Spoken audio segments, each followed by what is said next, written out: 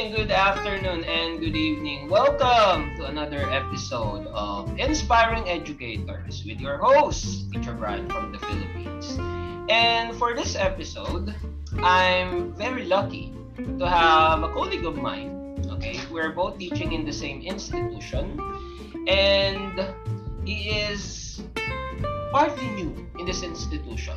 And to my foreign guests, foreign listeners actually, we're gonna be using our native language, okay? But don't you worry, I'm gonna be putting some captions later on once you'll be hearing this. So, without further ado, ladies and gentlemen, my co-teacher, Mr. Raymond Kaibigan. Sir, magandang gabi. Kamusta ka?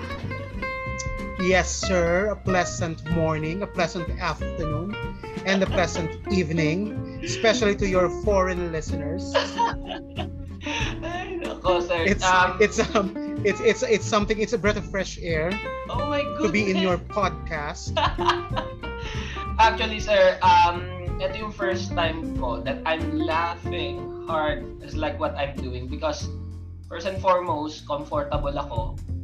Kumbaga sabihin natin, kalahi ko yung kasama ko, co-teacher ko pa, and gagamitin natin yung native language natin. So, I'm very comfortable right now, Sir Raymond, okay? Now, Sir Raymond, let's get started. Pakilala ka naman po, okay? We wanted to know more about you. Who is Raymond Kaibigan? Raymond Kaibigan is just a simple person. For a lot of people, they know Raymond as an educator, a passionate teacher, to be exact. Also, a faithful partner, a good son to my parents, good son to my parents. Loving sibling. Okay. And also, a radio anchor for quite some time now, for almost 7 years. And someone who loves to sing. Sabihin na nating, with Gardner's multiple intelligences, nandoon ako sa pinaka-interpersonal. Wow. Yun na lang. Grabe, interpersonal talaga, sir. And what got interested me ngayon sa pagpapakilala niyo, Sir Raymond, is that when you mentioned that you are a host. So, mind you, dear listeners, okay, ang aking ini-interview po ngayon ay isang, kumbaga, allow me to say to them, sir, na isang batikang host sa radyo. So, honestly, okay, yun, medyo nag-stutter ako. Kinakabahan ako kasi he knows how to handle guests.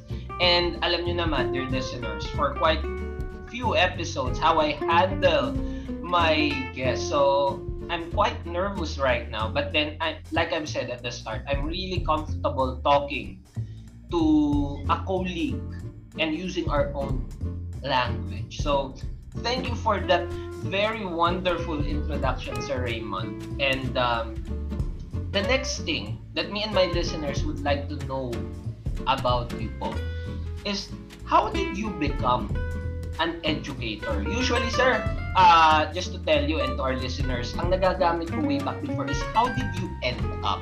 But then I realized that it doesn't end up there. Kaya I've changed it and I decided to make it, how did you become an educator? So, can you share your story po for us?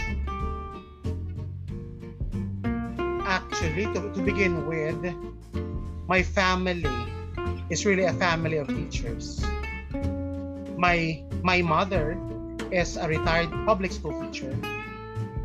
Two sisters of mine are also currently teaching in the public schools. My lolos, my titas, are school heads of public schools, and also a lot of cousins of mine are teachers, both in private and in the public schools. Now, kung paano ako nakapunta sa teaching, medyo mahaba-habang kwento yan.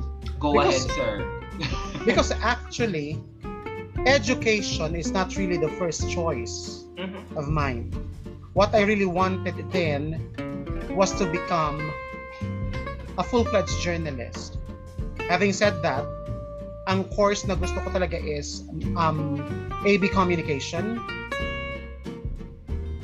But then again, dumating kasi doon sa point na, syempre, di ba, lahat naman tayo alam natin na there are those na financially stable.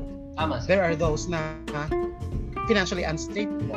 Yes. So, having my mother as the only one working that time, and 6 kami, it's quite difficult. Kasi, nakapasa ako nun sa Lukban for that particular course. But then again, thinking about the gastos ika nga sa atin, parang I was a bit discouraged.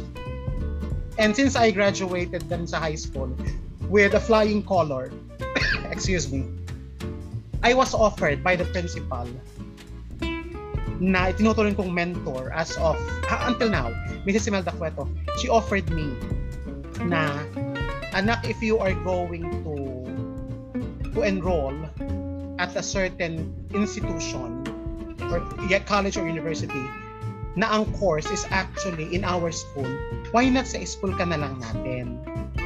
Then we will give you scholarship. What you have to do is to maintain the grades. And so sabi ko, why not? Iniisip ko kasi 4:30 to 8:30 in the evening, ang klase ko 4 hours a day, ang dami kong magagawa. But really at first, hindi ko siya ganun kagusto. Pero as time passes by, minahal ko siya ng buong-buo. Kasi alam mo kung bakit, sir? Simply because my studies begin, or my school begins, the classes at 4:30. So, the time that there is for me sa umaga until the afternoon, ang dami. So what I did was, I accepted tutoring jobs. Wherein, nakakapagturo din ako ng bata of different grades, of different levels in the high school. Kumbaga, napapractice ko na siya. Na oo, wala man ako sa harap ng blackboard, wala man ako sa harap ng daming estudyante. But then again, teaching these students, and upon learning then, and upon seeing that they are improving, ayun, doon ko na siya minahal unti-unti. Until eventually, I was able to finish my college studies. Again, with hindi naman po sa pagmamayabang, with flying colors. At talagang minahal ko yung course na yun and the profession where we are into now. Di ba? To a point na sabi ko nga, for 8 consecutive SEMs, may dumating sa punto naman na parang hindi ko na nagawa yung full scholar. Yes. Kasi parang hindi ko alam, for some reasons tayo kasi minsan napapagod din, di ba? Yes, tama ka yan. Physically and mentally exhausted. Yes po. Hindi ko siya na-maintain for a SEM. That was, I think, 3rd year, first SEM. Half scholarship lang ang nakuha ko. So, I had to pay 3,000 pesos back then. But yun lang yung ginastos ko for the whole duration. Until natapos ko siya. Kaya ito, naging guru tayo. It was a good influence, Sir Raymond, kasi nga, like you mentioned, it started within the family, okay? It's in the blood, if you will allow me to say po. It runs in the blood, and then, during the time na may pagkakataon kayo, kumbaga, from a simple tutoring, you saw the beauty of teaching, and then, ito na siya. Kumbaga, it transition from, a simple thing turns out to be a passion, which is good, which is really something to look upon, something that would make, okay? Alam mo yung mga kabataan ngayon na sinasabi, di ba, sir? Mag-teacher ka na lang kasi eto, di ba, hindi naman lingid sa kaalaman nyo din. Minsan sinasabi, mag-teacher ka na lang kasi hindi ka ganun kagalingan sa ganyang aspeto. Yeah, magaling sa that's the notion. That's the notion na I am really mad at. Kapag sinasabing mag-teacher ka na lang. why do they have to say na maging teacher ka na lang when all the while, it's not even easy na maging guro. Tama. Diba? Tama, sir. Hindi, kumbaga, they haven't saw the hardship, most especially kapag third year, di ba? Magti-thesis ka, makalusot ka sa thesis, may practice teaching, and then, you graduated, pag-a-apply mo, you still have a logbook. Yeah. Mostly. Mind you, dear listeners, this man that I'm talking right now, yung flying colors niya po, that is a magna. Actually, okay? Nakuha niya po ang isang mataas na karangalan when you are graduating in college. So, hindi basta-basta, like what Sir Raymond mentioned, ang pinagdadaanan ng isang guru eh. Kaya nga lalo na, katulad nitong ating guest po ngayon, Runs in the Blood, he started, it was just an offer eh. Like he mentioned, di ba, tama nga sir, ang gusto mo maging journalist. But then, yun nga, through that tutoring, it all started, which is, like I've said, a good transition. And it's a good journey, actually. Most of my invited guests, Sir Raymond, yes, nag-uumpisa eh. Maliit, di ba, maliit pa lang. Naglalaro kami, teacher. Ako yung teacher. Hanggang sa nagustuhan ko na. Si nanay sabi sa akin noon, masarap mag-share. Nag-share ako ng knowledge ko. Ayan, ngayon talaga nag-share. So, it all started from a small things up until to the current mindset that we have now, which is, I really adore how you become an educator. And now, Sir Raymond, for my third question, okay? Alam naman po natin na lahat nagkaroon ng malaking pagsubok. Lahat na challenge dito sa dumating na COVID-19 pandemic. For almost 2 years na, tama ba ako? 2 years now. 2 years now. So, I wanted to know, okay, how did you cope up? First, as Raymond, kaibigan. And second, how did you cope up as Teacher Raymond or Mr. Kaibigan? Could you share your story to us, po? Actually, gandang tanong niya. Can you hear me? Loud and clear, sir. Loud and clear. So, I think my cursor has a problem. Kaya ganun. Hindi siya gumagalaw. Okay. So, as Raymond Kaibigan and as Sir Raymond Kaibigan, actually, at the onset of the pandemic, it's quite hard for me. Kasi we were not allowed, really. We were not allowed to go outside. Yung tipong as teachers, we as teachers, ang lagi nating kaharap, bata, lagi tayong may kausap. But then again, 14 days after the first lockdown, as Raymond Kaibigan, I came to realize na hindi dapat ako panghinaan.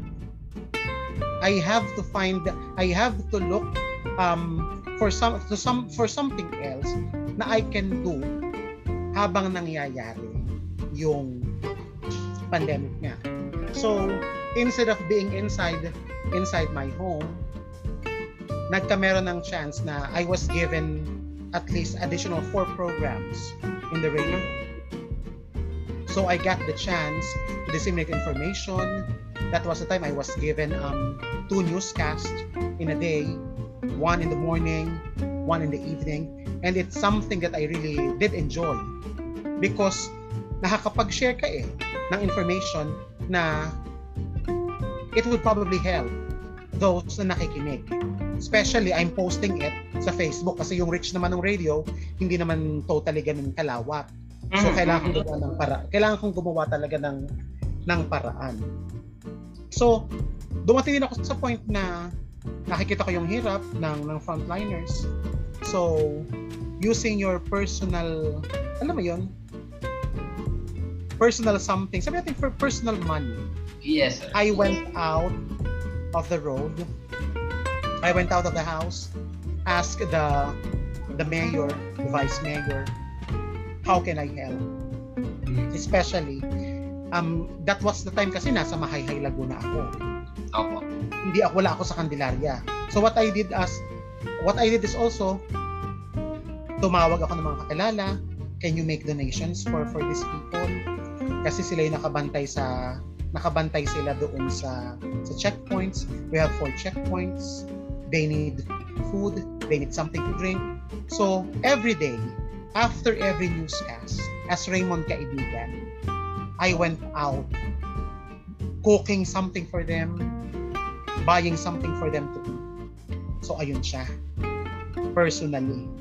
While syempre, kung kaya kong alamin what are the needs of those people who are actually giving their time and effort sa pagbibigay ng serbisyo doon sa checkpoints. Syempre, I have to make sure that my family is getting the same thing. The same help that I am giving. Syempre, di ba? Bilang isang kapatid, bilang isang anak, bilang isang kamag-anak, isipin mo yung kapakanan nila, be it may trabaho sila, be it maayos ang sweldo nila. Still, if you have the capacity to help, then you must. You have. Iba lalo't pamilya mo. As a teacher, what I did, di ba, I actually mentioned this, na at the beginning, at the onset of the pandemic, at the beginning of the online classes. Yes, sir. I asked my principal, actually, to free me from the contract. Because dumating sa point na, alam mo yung, medyo pinanghinaan ka din kasi I am not that techy in terms of these gadgets. Hindi ako ganun kagaling. And alam mo yung tipo na sinasabi na, personal ko agad sinabi, darating ang point, these students of mine will just make alibis of saying, I don't have the internet connection, na I don't have load, there is no power, there is no power within the area. Those are excuses na lang na kahit gusto mong paniwalaan minsan, alam mo, minsan excuses na lang and alibis. And I don't want those factors to affect na dumating sa point na I would shout at the students sa online, papagalitan ko sila online. I don't want that to happen. So I decided to leave the education our industry, the education industry for quite some time. Pero ang hindi lang kasi alam nung nakararami, though I am not teaching actually in the online class. Yes, sir. I still do accept tutoring jobs. Kung baga naputol man in school, I still have this type na okay, free ba kayo? Especially my former students, and mind you, that is an unpaid service. That was an unpaid service. My former advisory class kasi was grade 11 hanggang sa natapos ako nga kasi umayaw ako. Pero whenever they need my help, whenever they need explanation, I invite them over. Okay, pasama ka sa nanay mo, pasama ka kay papa mo. Kung ilan kayong magkakaklaseng nandyan na kailangan ng tulong, you go over my house. Ang laging tanong nila, sir, paano daw po ang bayad, sabi ni mama at ni papa? Don't think about it. It's just that I want to help doon sa pagtuturo kasi at the end of the day, sabi ko nga, passion has become teaching has become my passion. And if I would be able to help them sa ganung paraan, then why not? Because that time naman kasi I was earning enough from the radio. I was earning enough from the businesses that I do have. So, yung simpleng tulong para sa kanila, okay na siya. So yun, kung paano ko nag-cope up during the pandemic. Well, let me get started, okay? Actually, sir, I could not butt in during your discussion kasi kumbaga ninanamnam ko yung mga infos na ibinabahagi nyo, and those infos were really inspiring actually. And let's look on to the first aspect wherein how did Raymond Kaibigan cope up as Raymond Kaibigan? As Raymond, yeah. That is as a Filipino citizen, pinakita niya. Yeah, it might look na hindi ginagawa mo yan, may kickback ka kasi ikaw rin naman ang gagawa. Yeah, most of the people will think about that. Pero the passion that you've shown there, you know, how would I say this? Nationalistic, you are resilient. Kumbaga nandun na yung pagiging tao mo na lang. Kasi sabi nga, it's the least thing that I can do. Because watching them on TV, how they perform and how they perform their duties is something na for me parang hindi ko siya kaya ng ganun. Mm-hmm. So, sabi ko nga, the least thing that I can do is to give help by simply giving them food. Tama, sir. Tama. Tapos, hindi naman din natin may kakaila na ikaw na ang tumutulong during that time. There are other peoples wherein they are not doing anything. Sila pa ang maraming side comments. Marami pa nasasabi wherein you got lots of comments. Why don't you do actions? You did something that others cannot do. And that is something. And do you know what's funny about that? Yes, sir. Since pinag-uusapan natin, what's funny about that? Mm-hmm. Kasi they have their duties, they have their schedules for each checkpoint. So, one time, there was a comment. Ang sabi nila, Sir Kaibigan is actually choosing the people na bibigyan because they haven't experienced as such. Ang sa akin lang, sabi ko sa sarili ko, is it my fault that every time I go out or I went out, hindi kayo natatapatan ko? Mm-hmm. Parang sa akin lang, can't you just be thankful that there is someone who's giving this and that doon sa mga kasamahan nyo without even asking for return. And the thing is, it's not actually a duty of mine. It's not a job of mine. It's something that I really want to share. Pero seeing those comments, syempre napapaisip ka, aba, ganun ba? Sometimes you will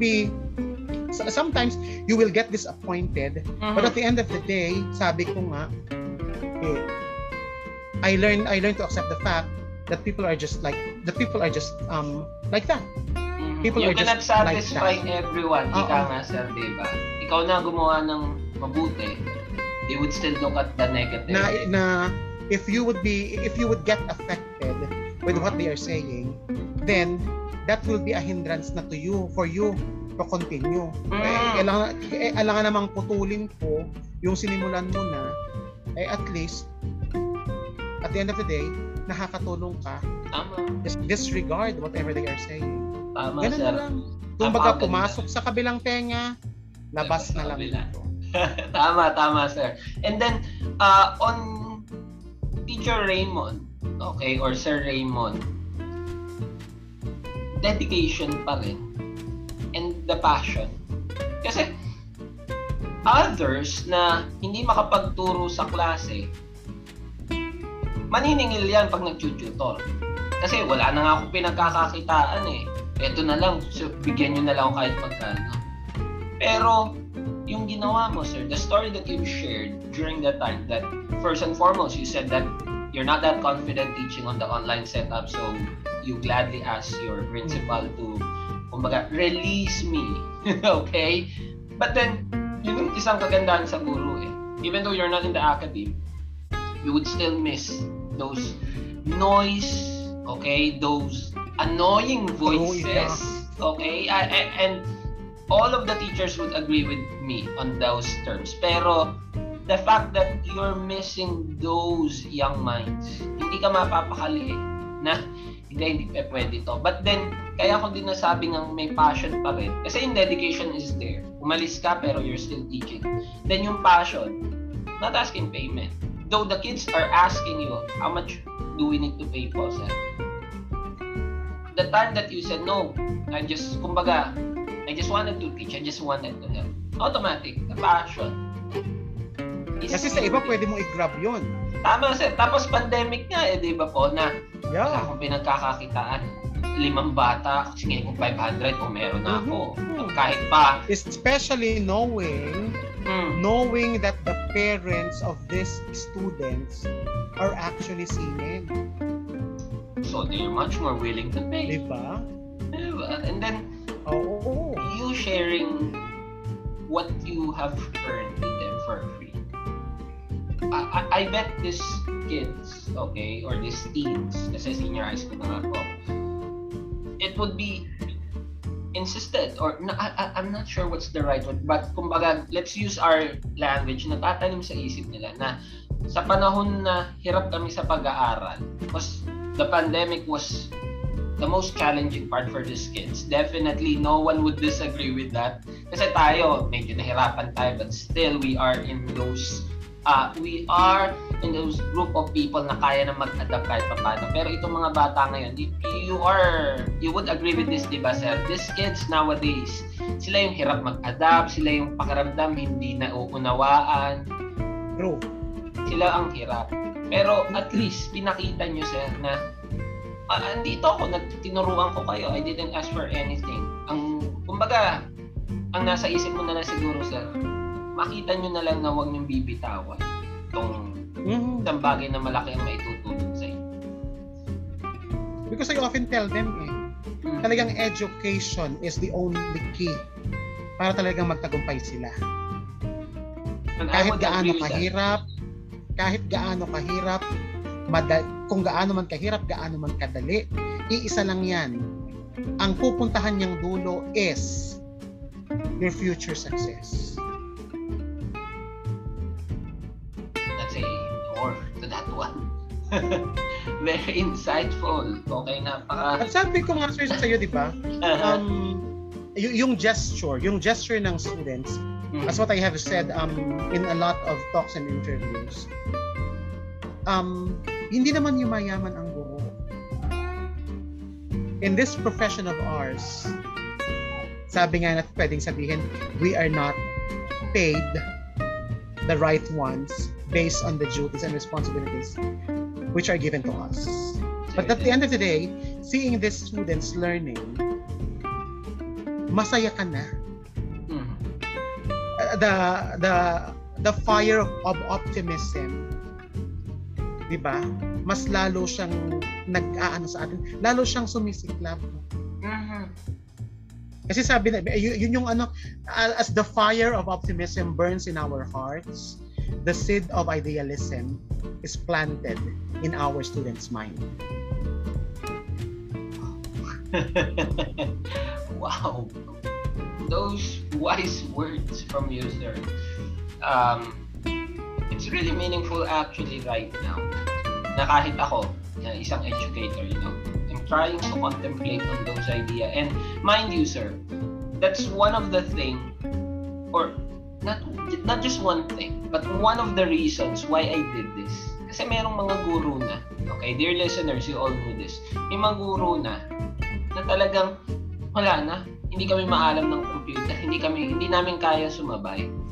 This is the end of our profession. But then, I hope that my program, okay, this podcast that I'm doing, ignites that flame. Kasi kung hindi tayo ang magsisikap, hindi tayo ang mag-uumpisa, anong gagawin ng mga batang yan? Self-learning. Not everyone has the capacity to do a self-learning.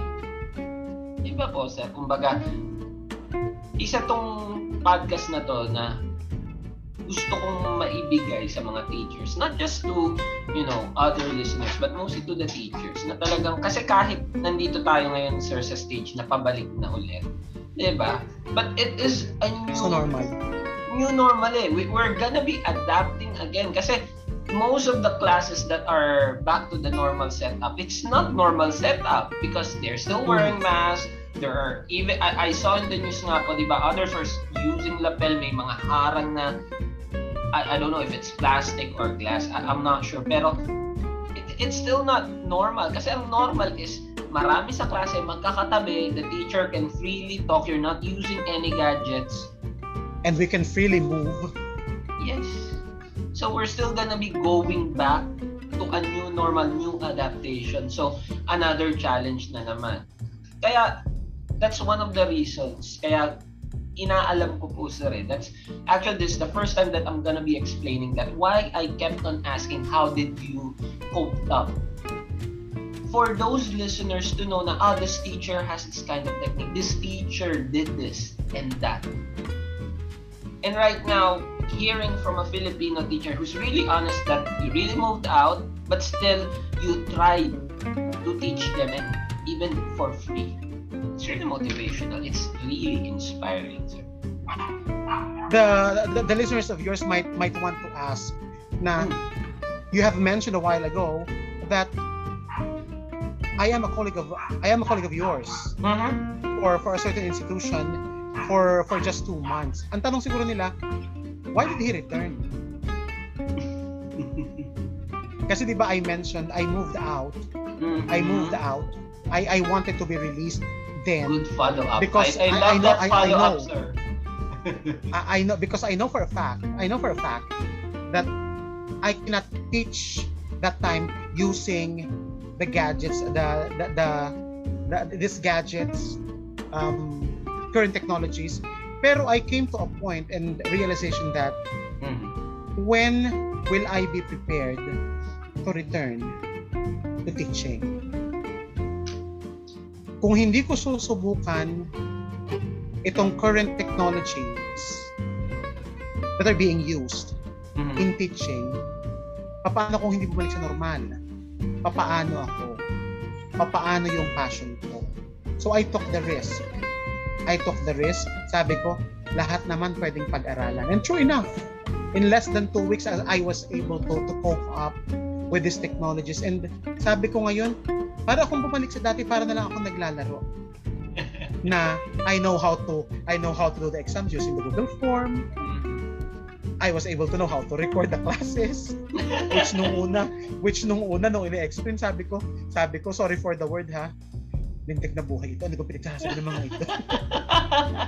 Hindi ko alam kung anong pipindutin ko dito. Pero kasi that's one thing kasi yun kasi ang isang maganda sa ating mga educators na the learning is continuous. Diba? Na kumbaga sabi ko, ay teka, kailangan kong pag-aralan to. Sabi doon daw pipindutin.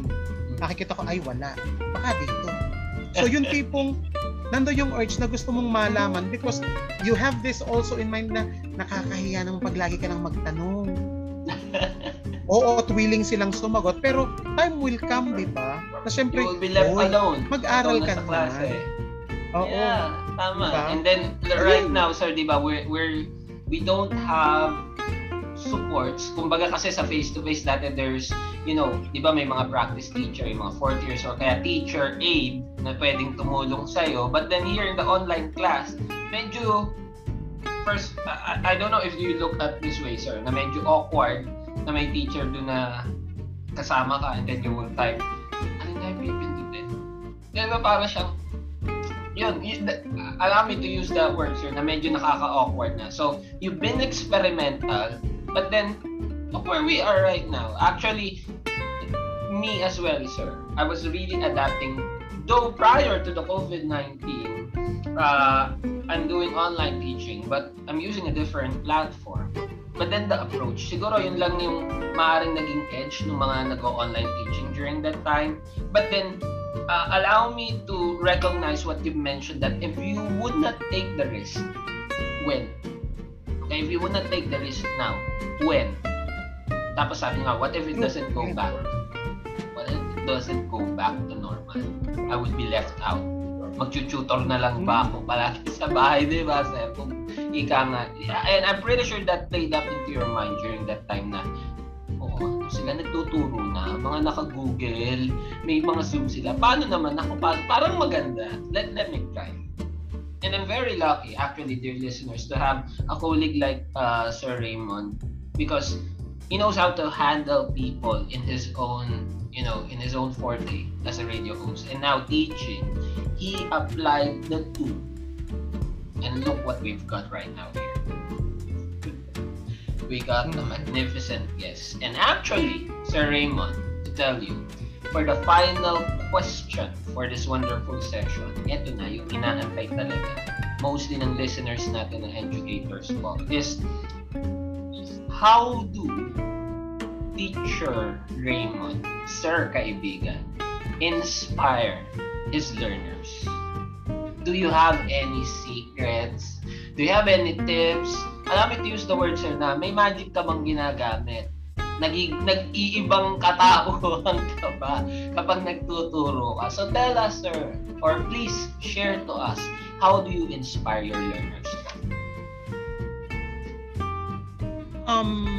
Actually, wala talagang formula sa way natin ng pagtuturo. Walang magic na inilalagay. It's more on, kasi pag nasa classroom na ako, kasi bilang sabi nga nila, we are the second parent of the students. I let them feel at home.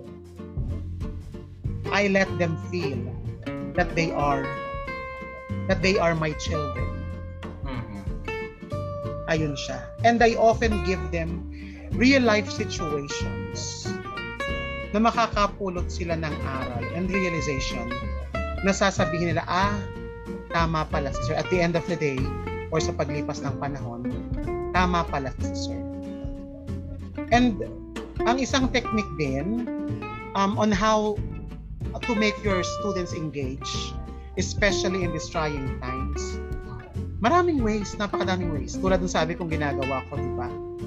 I actually use the technique na pagiging radio host.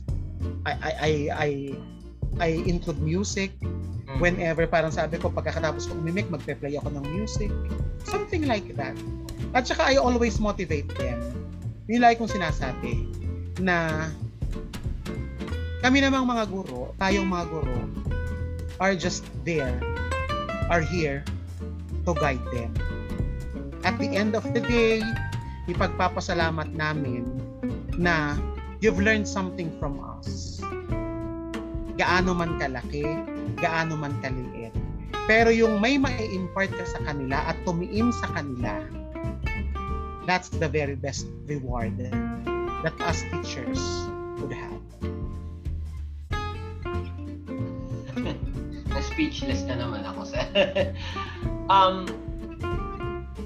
The last thing that you mentioned, Sir Raymond, yung bagang sinabi nyo nga na at the end of the day, ikaw kasi yung kumbaga, kayo magdadala niyan.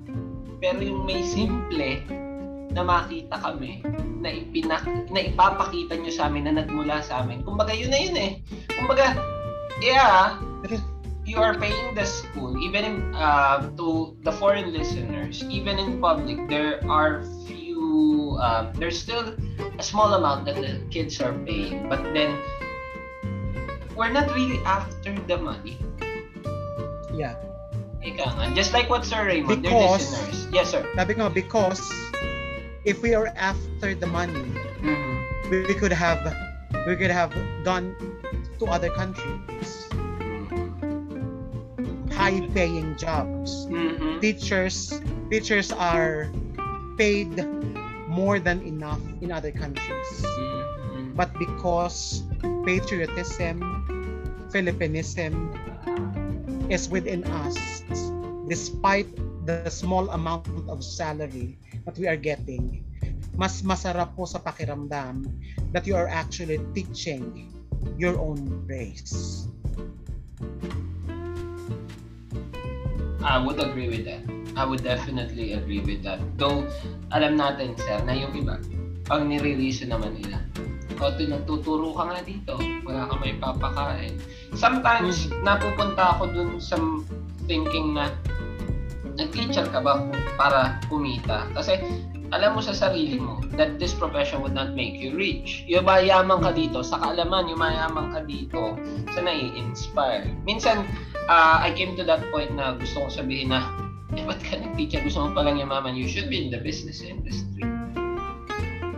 If you're after the only riches or the only riches that we teachers have is the respect that we get from our students, the love that we also get from them.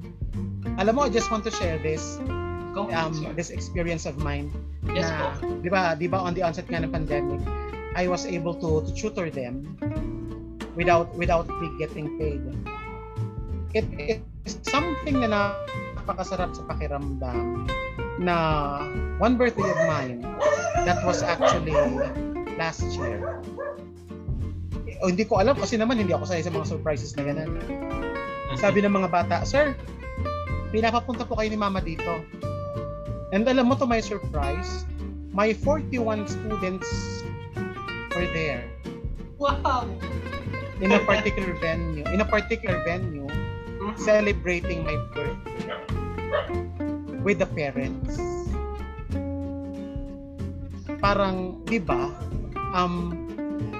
parang sa sarili ko, what have I done to deserve that kind of treatment? When all the while, what I really wanted was to impart knowledge to them. Pero yung bigyan ka ng pahalaga ng estudyante mo, kahit pa yung nandun sa panahon ka ng pandemic, it is something na unforgettable sa akin. They paid respect, they gave their love. Yung simpleng sabihin, "Sir, thank you for what you have done, for what you have given us during the time na advisor po namin kayo, and during the pandemic na kailangan namin ng pwedeng sandalan, you were there."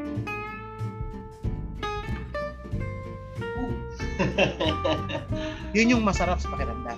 Definitely, sir. Siguro, walang katumbas na halaga yun. Tama, sir. I was about to say na siguro if you would be sharing those stories, you might tell that you might have first year when you saw that you actually break down. Well, everyone who would be, receiving that kind of, not just the surprise, but the attention, that is something, you've done something remarkable to these young minds. Yeah. And again, with the parents. Yeah, with the doon parents. Ako lalong mas na, parang yung spirito ko parang mas na uplift. Kasi, ibig sabihin for their parents to be there as well, they have told stories siguro about what I did to them. Na para ma-convince ang magulang nila nandoon. Yeah. They have appreciated you, not just as Sir Kaibigan, Teacher Raymond, but the whole person that a you father have shown figure. to them. Well, yes, definitely. I would comment to that because, dear listeners, here in our country, teachers are really looked upon as the second parent. They are leaving the kids during the face-to-face setup half of the day. Kids would just go home at 5, do some tasks, sleep, wake up early, go to school. So most of their whole day is with the teachers. Kaya that's how they look into us here. The teachers, yes, as second parent. That was how will I say this? It's really simple, but then it's really inspiring ways on how you have uplifted your student spirit when it comes to learning, Sir Raymond. So, I never expected, Sir Raymond, na magiging ganito ka meaningful. Let me use also the word na napaka-fruitful nitong session na to because the stories, the words of wisdom that you've shared, it's really inspiring. And definitely, I could, tag you as an inspiring educator, okay? Fresh from the Philippines, okay? Now, before we end, and I haven't told you this, sir, sa ating briefing session kanina. I know we're both using Tagalog, but then in Quezon, you have your own native language. Am I right? May sarili ba kayong lengguwahe, sir, na para kumbaga may Bisaya or talagang Tagalog? Ito na, sir. Yung Talagang Tagalog Tagalog. na talaga. Oo. Yeah. Kasi one of the things that I'm doing, since most of my guests way back before were foreign, I let them talk using their native language to express themselves, to invite their students, their colleagues. But now, what I will give to you, sir, is my podcast floor to, last few words from you, and then also, Sir Raymond, you could plug in your programs here because just to share with you as well, sir, the podcast is through Anchor app, but then this can be listened through Spotify and other podcasting platforms. So right now, Sir Raymond, I'm giving you my podcast floor to give your final words of wisdom and to promote your radio programs. Go ahead. Oh, I will have first the promotion of my shows to those foreign listeners and to all the listeners out there listening to the podcast of my colleague Sir Brian Tetencia. Catch me Mondays to Fridays 9 p.m. Sa Facebook and Radyo Natin To and YouTube as well. It's called Sa Gitna ng Balita. That's 9 p.m. to 9:30 p.m. Also, you can catch me on Newsline Weekend. That's 7 p.m. Saturdays and Sundays. I have a political talk show, Politalks, weekend 6 a.m. to 6:45 in the morning, as well as Raymond Now, which is an infotainment talk show airing on Saturdays 7:45 to 8:45, and lastly an entertainment show, a counseling show called The Friendly Reminder, Saturdays 11 p.m. to 3 a.m. Ayun siya. The final words, kasi we are always anchored with the word doing our best. Lagi tayong ganon. Pero let me say this to all of your listeners. It is no use in saying we are doing our best. We have got to succeed in doing what is necessary. Awesome. That's all I can say right now. That was really awesome. So right now, Mr. Kaibigan, from the bottom of my heart, because this is just a one-man podcast, okay, thank you very much po. And I really appreciate you dropping by to my humble podcast, sharing your very wonderful story. And right now, that nervousness turned out to be, I was really inspired. Okay, I was really inspired, just like I kept on saying even before we started our podcast, this morning session, I was really inspired by your humble words. Walang yabang. Wala akong narinig na kayabangan po dito sa kasamahan kong ito. But instead, he inspired, even though it's just words, but then definitely I can see it in his actions. Because most of my students, dear listeners, never mention any negative things about this teacher. They're really happy in the subject. And during our morning session, he really inspired the future educators of the Philippines, and who knows, they would be visiting your countries.